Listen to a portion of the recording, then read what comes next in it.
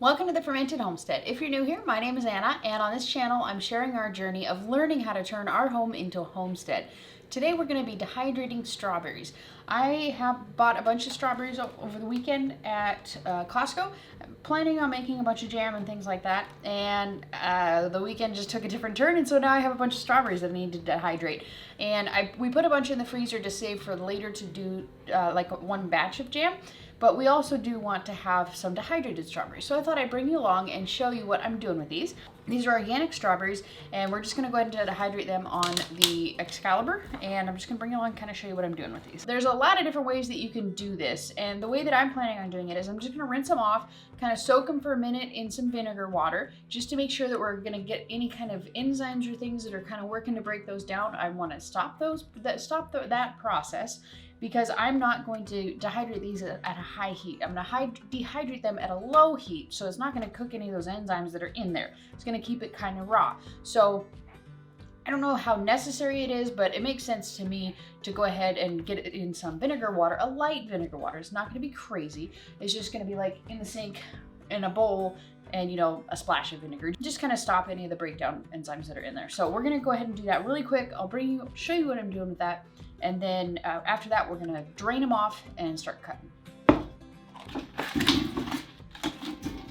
And these strawberries are, like I mentioned earlier, they are organic, and they're also, a few days old. I bought these, it's Thursday, and I bought these on Sunday. So, you gotta be careful with the strawberries because they go bad really fast. I should have probably done this kind of vinegar soak the first day or so that I bought them, because I've had limited experience, but I've had a good amount of luck with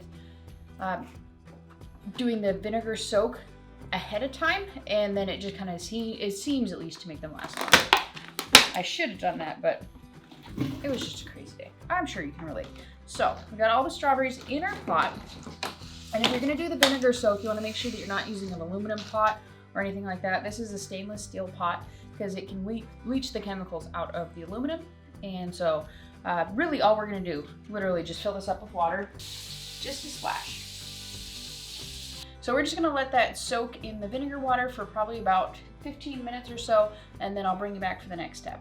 So now what we're gonna do is just gonna be to dump off some of the strawberries into the colander, rinse them off a little bit, and then start cutting them up. So there's several ways that you can actually cut these up. It's kind of preference. However you'd like them to be when you're ready to use them, that's kind of just all you're gonna do with them.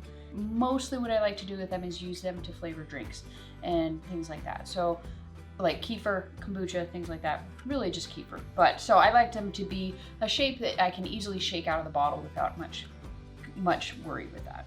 So I'm just gonna quarter most of these. I might do some cut in half. And then you just kind of line them up on this tray here. That's really all there is to it. And I don't have one of those fancy little corer things, so I'm just gonna have to go ahead and do each one, kind of swirl them out.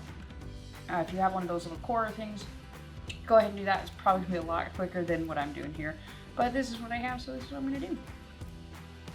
So, like I said, we're just gonna cut these in quarters and put them on the dehydrator sheet. You wanna make sure that you're using them with just one layer. You don't wanna stack them up because it's gonna take forever to dehydrate. I know this from experience, not with strawberries, but with lots of other things. I've tried and tried and tried, and when possible, just do them single layer.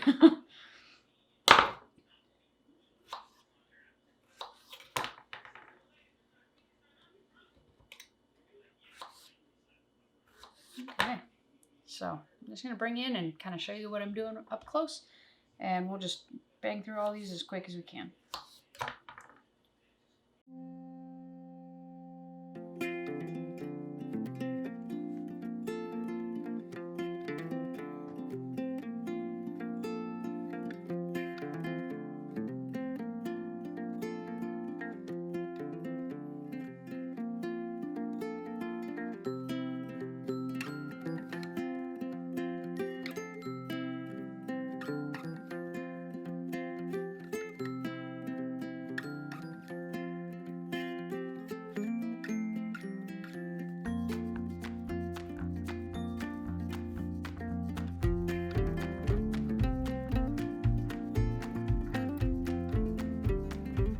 So we got all of the strawberries all cut up, and so now we're ready to just put them on the dehydrator. I'm going to dehydrate them at about 100 to 105 degrees. It should probably take anywhere from like 24 to 36 hours, and and so it should take anywhere between 24 to 36 hours, I'm guessing, and I will bring you back and let you know exactly how long it took, as well as just kind of the next step, which is pretty basic, but I'll bring you back and let you know everything that happened. Okay, I'm done. It's been a few days since we left the strawberries to dehydrate on our Excalibur, and I just got super busy with work and I just couldn't deal with it, but I dehydrated this at first for 24 hours, 24 hours, and then I added like another 5 hours to it. So, I mean, it was probably like right around, 28 to 30 hours. And that was at 105, and then the last 5 hours that I added it to, I did it at 95. And so now, all we're gonna do with this is just peel it right off. This, you have to kind of peel it off. Strawberries stick on there pretty good. But, they're not terrible. They do come off. And you can also kind of, like, do that with it, and it helps, especially if you do it in the opposite direction of the strawberries. I'm just getting the hang of this new dehydrator. And these ones are not going to be super crunchy like they would be if you had done them at a higher temperature, like the temperature that they suggest for fruits and vegetables. I like to do it on a lower temperature because I like it to be kind of on the softer side. I like it to be most of the stuff that I do. I like it to be kind of a softer, kind of gummy type texture. This isn't quite gummy, but it's definitely softer. Fruit leather. Fruit leather is like a good term for that. And that's what I like to do with it.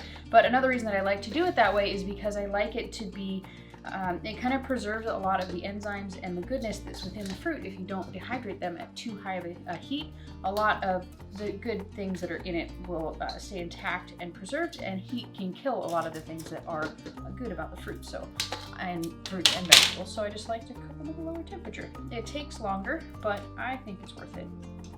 I don't do it for everything, but I do it for some things, especially things like this that I'm not planning on like cooking, just eating raw kind of.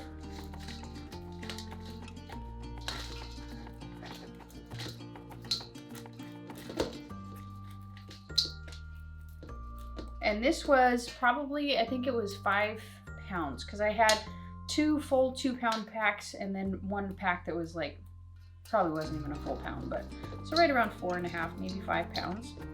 I just bought it at Costco and let it sit in the fridge a little bit too long, but we still managed to make it work. And the rest of the packs, my husband actually was able to get into the freezer before they went bad, so coming up here in a video before too long, we're going to be doing a strawberry jam recipe from frozen strawberries. I had hoped to do all this last weekend, but it didn't work out.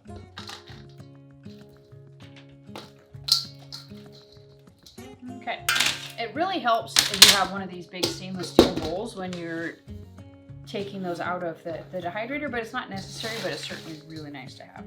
So then I just take all of these, dump them in here.